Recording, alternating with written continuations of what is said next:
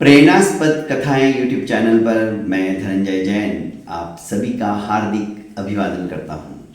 छोटी सी कहानी डीजे की जुबानी। दोस्तों,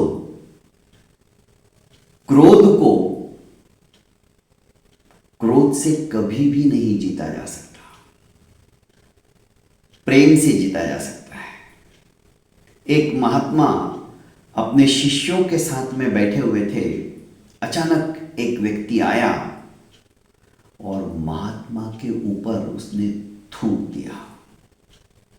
मुंह के ऊपर थूक गिरा। महात्मा ने अपना रुमाल निकाला और थूक पोंछ दिया। शिष्यों को बुरी तरह से गुस्सा आ रहा था कि इसकी इतनी हिमाकत, हमारे गुरु के चेहरे पे इसने थूक दिया। पर महात्मा स्मित हास्य हंसते हुए उस व्यक्ति को पूछते हैं, तुम्हें और कुछ कहना है या करना है?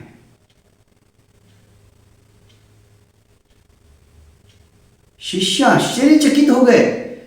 गुरुदेव, ये क्या कह रहे हो आप? इसे तो पकड़ के 2 लाफे मारने चाहिए। इसकी हिम्मत कैसे हुई इस तरह से थूकने की? पर वो व्यक्ति कुछ कहे बिना ही चुपचाप वहां से निकल गया। रात भर सो नहीं पाया। उसने अपेक्षा ही नहीं की थी कि इस महात्मा के ऊपर थूकूंगा तो ये तो मुझे बुरा भला जरूर कहेंगे, झगड़ा होगा। पर ऐसा कुछ नहीं हुआ। उल्टा स्मित हास्य हंसते हुए वे कह रहे कि तुम्हें और कुछ कहना है? रात भर सो नहीं पाया था। और इधर शिष्यों ने जब कहा कि गुरुदेव, आपने उसका प्रतिकार क्यों नहीं किया?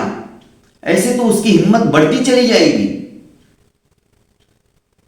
महात्मा कुछ नहीं बोले। स्मित हास्य हंसकर उन्होंने उस बात को टाल दिया। दूसरे दिन वह व्यक्ति फिर से आया और महात्मा के चरणों के अंदर गिरकर आंसू निकालने लगा, पश्चाताप के आंसू। महात्मा ने कहा, तुम्हें और कुछ कहना है? आज भी स्मित हास्य हंसते हुए महात्मा का जब यही वचन शिष्यों ने सुना तो उनसे रहा नहीं गया कि गुरुदेव, आप कल इतनी बुरी तरह से आकर इसने आपके ऊपर थूक दिया, आज आकर आपके चरणों में गिर गया, तो भी आप इसे यही कह रहे हो? अब महात्मा ने कहा, कल इसके मन में इतना ज्यादा क्रोध था, इसके पास कहने के लिए शब्द नहीं थे। जब व्यक्ति के पास शब्द नहीं होते हैं तो वो अपना अंतर मन के जो विचारों को जो उद्भूत होते हैं वो इस तरह की क्रिया करके प्रकट करते हैं।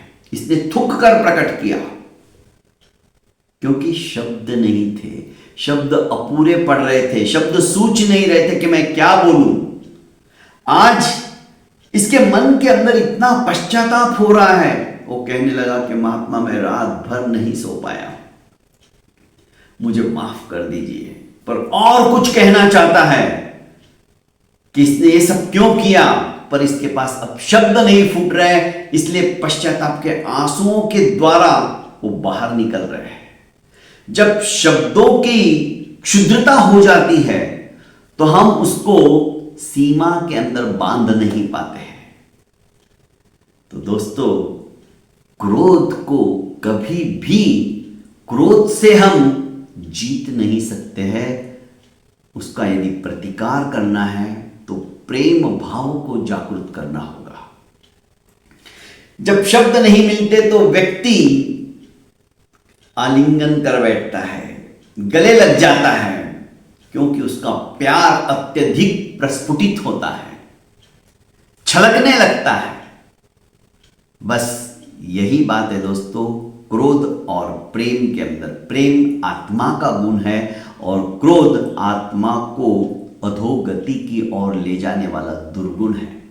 हमें अपने आत्मा के सद्गुणों को एकत्रित करके आत्मा को विकसित करना है। यही जीवन का सच्चा सार है। बहुत बहुत धन्यवाद दोस्तों।